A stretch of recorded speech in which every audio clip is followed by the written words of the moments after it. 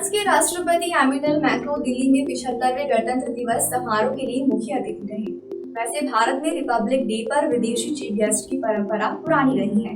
2 बार तो पाकिस्तानी नेता भी चीफ गेस्ट बन चुके हैं। तो आज जानेंगे कि आखिर रिपब्लिक डे परेड के चीफ गेस्ट चुने जाने की प्रक्रिया क्या है और उनका प्रोटोकॉल क्या होता है। रिपब्लिक डे परेड के चीफ गेस्ट को चुनने के लिए 6 महीने पहले से तैयारी शुरू हो जाती है। विदेश मंत्रालय के बड़े अधिकारी अलग अलग नामों पर चर्चा करते हैं।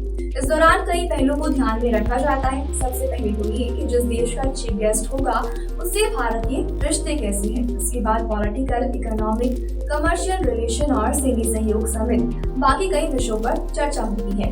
और जब किसी एक देश को लेकर मीटिंग में शामिल सभी विशेषज्ञ सहमत हो जाते हैं तो उस देश का नाम प्रधानमंत्री को भेज दिया जाता है। फिर पीएम अपने सलाहकारों के साथ चर्चा के बाद फाइल राष्ट्रपति भवन को बढ़ा देती है। राष्ट्रपति भवन से फाइनल अप्रूवल के बाद अब देश का appoint Indian ambassador chief guest का शेड्यूल पता करते हैं। अगर सब कुछ ठीक होता है तो विदेश मंत्रालय का टेरिटोरियल डिवीजन चीफ गेस्ट के साथ बातचीत शुरू करता है। फिर चीफ गेस्ट की ओर से सहमति मिलने के बाद नाम फाइनल कर दिया जाता है और इसके बाद प्रोटोकॉल अधिकारी उसका minute to minute schedule program जिम्मेदार अफसर से शेयर करते हैं।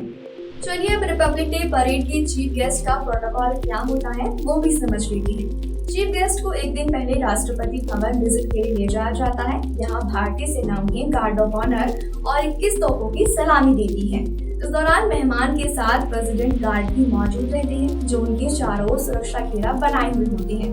इसके बाद चीफ गेस्ट राजघाट पहुँचते हैं। यहाँ वो महात्मा गांधी को श्रद्धांजलि देते हैं। फिर वो प्रधानमंत्री के साथ लंच में शामिल होते हैं। फिर अगले दिन यानी 26 जनवरी को वो रिपब्लिक डे परेड में शामिल होते हैं। परेड वाले दिन 10,000 से भी ज्यादा सुरक्षा कर्मी चीफ गेस्ट की सुरक्षा में तैनात होते हैं।